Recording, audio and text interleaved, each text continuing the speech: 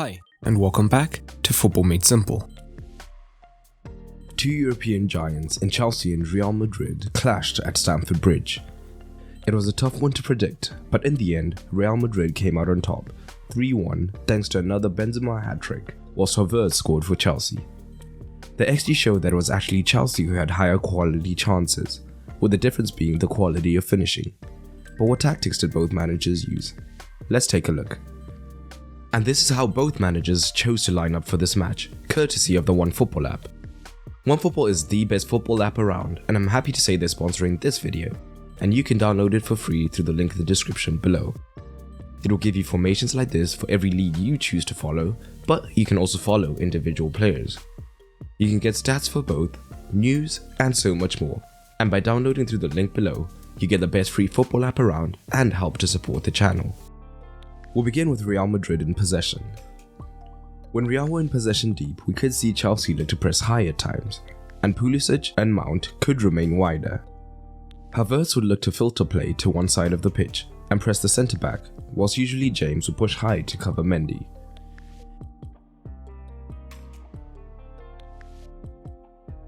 If Vinicius looked to drop into the space created, Christensen would be touch tight, as he knew that he had the cover of two other defenders behind him.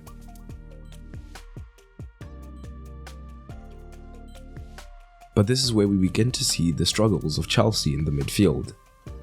The Blues were naturally 3 versus 2 down in the region. However, when Chelsea did look more solid in defence, when Havertz was pressing, Mount would tuck in centrally, looking to cover one of the Real midfielders. This would allow Chelsea to be 3 versus 3 in the midfield.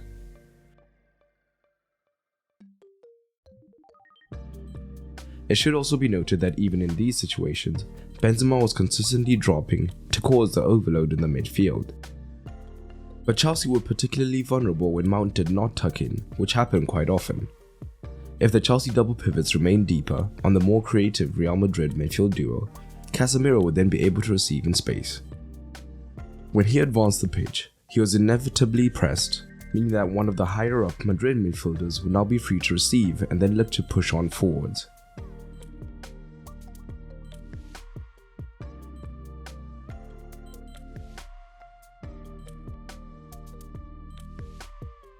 However, Madrid tended to first build wide, meaning either Kroos or Modric would get on the ball in a wider region.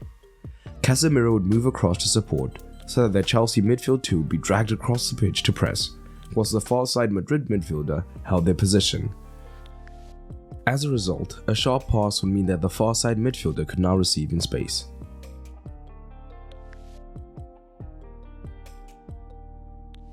Down the left in particular, this often involved Kroos moving to the left back region, whilst Mendy pushed higher and looked to invert. This would drag Kanté way out of position, with Jorginho backing this up. Modric would hold his position high, meaning that he could be found to drive up the pitch.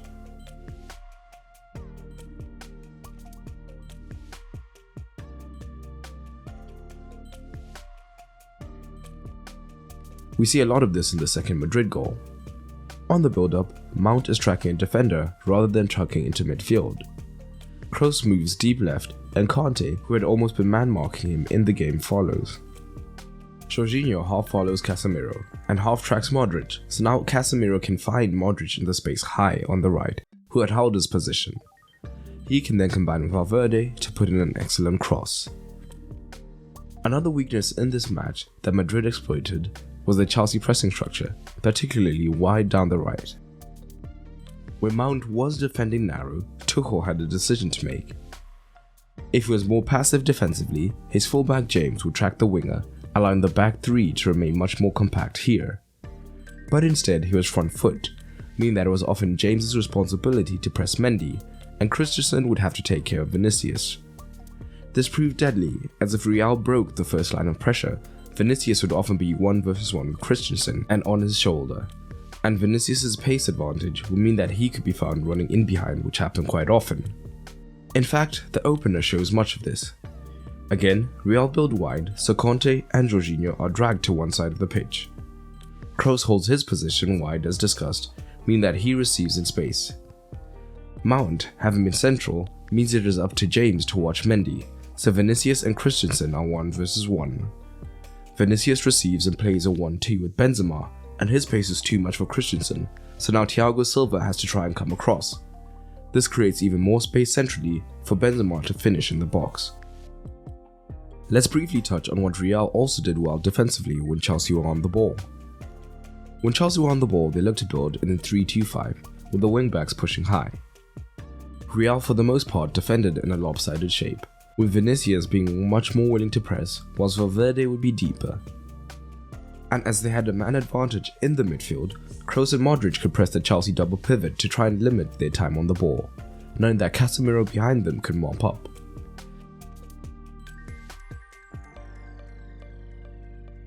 This may be why Tuchel switched to a 4-2-3-1 in the second half to allow them to even things up in the midfield. However, when still in the back three, Chelsea having a front five would have overloaded most back fours.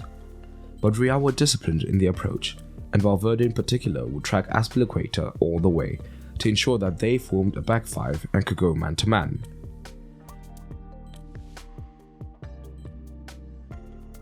If they were seeking to have a defensive advantage, Casemiro could also drop into the back line to make it more of a back six, so they had a man spared defensively.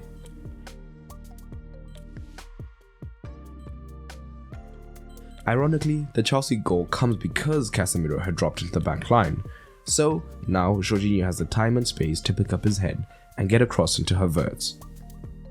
Overall, it came down to quality of finishing, with Chelsea being less clinical in front of goal. It's an uphill task for the Blues, but they'll be thankful the away goal no longer exists, meaning they still have a chance. Madrid on the other hand will be confident, but how do you think the second leg will pan out? Drop it down below.